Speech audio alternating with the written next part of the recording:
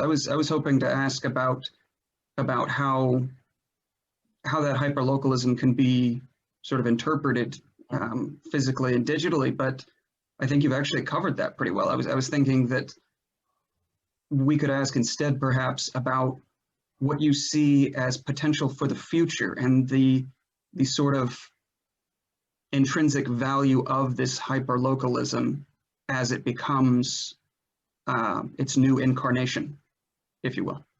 Yeah, I think it's interesting, isn't it, that in a lot of ways, the sort of middle layer of society is the thing that's disappearing or going to disappear next. I think a lot of jobs will disappear that were traditionally done by white collar workers.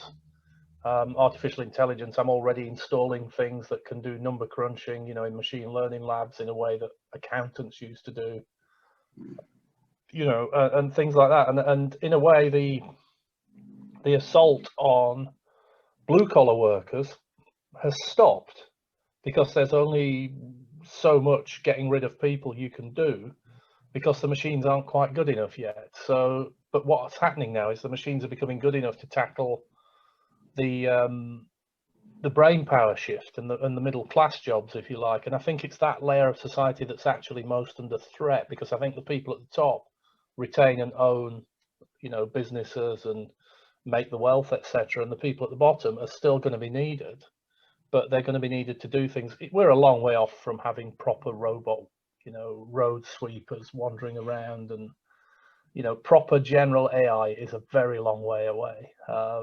And we'll see robots around. We already do. You know, Tesla cars are robots when they're on auto drive. So we're getting used to the notion of robots. You know, aeroplanes can already fly themselves once they're up in the air. But what the pilots are doing are moderating, and they're there just in case things go wrong for reassurance. And now a lot of things won't need that reassurance. And I think those changes are interesting. And I think what's happening is that at the same time, we're losing that sort of middle thread at the bottom. We're finding that we're all on Facebook, and we're all on Twitter, and we're all on Reddit, and we're all on this, that, and the other, and whatever comes after that. And I'm a great believer in systems thinking, in that once you start changing tiny, small things, lots of them, the vibrations work up the network and effect a bigger change. And I think that's where hyperlocalism will really come in. I think, like a lot of things in the 90s, when we read books by authors like Benjamin Woolley, he had all the right ideas, and lots of those writers did, but the technology was a generation away, if we were honest. And that technology is now here. You walk around, we know where you are, we know what you're doing. You know, the phone is capable of being tracked if you don't turn it off. All of those things. And it means that I can walk down the road and sensors can pick up things I'm doing and just react to them, right?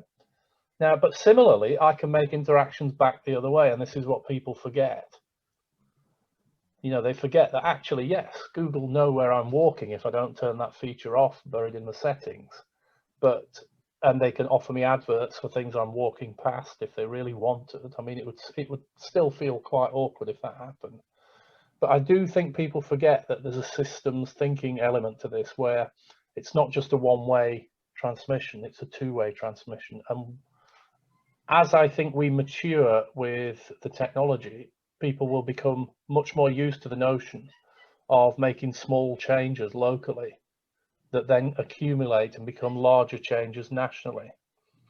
And it's just really fascinating. I think, funnily enough, I'm not a doomsayer. A lot of people think with technology, you know, we're going to face this fascist state where people, you know, constantly know what you're doing and this, that, and the other. But at the same time, it's bringing a lot of transparency to politicians that they never faced, which in some ways, the transparency is probably what's causing the sort of extreme reaction in certain politicians, because they don't like being exposed. So I think the transparency will come, because I think as people become more sophisticated with the use of it, and they will start to feed things back up through these local groups. So we now have an example, you know, the example I mentioned about my local town, we now have an action plan to redevelop what we call the High Street, which is Main Street in the US.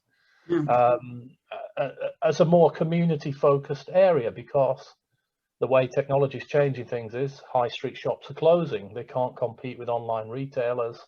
So how do we keep that sort of community there? Because we know that 40 years ago, we used to go to the high street and we'd talk to people we knew while we were shopping. And that's the way information exchanged. And it's just flipped into Facebook now.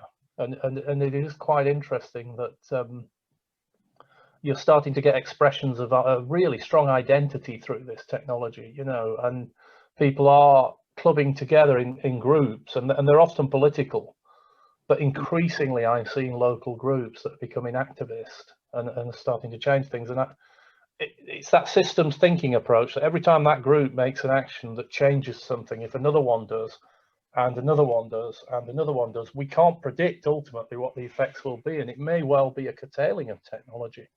It may well be that the effect is a change on the way our towns are laid out, in my case, you know.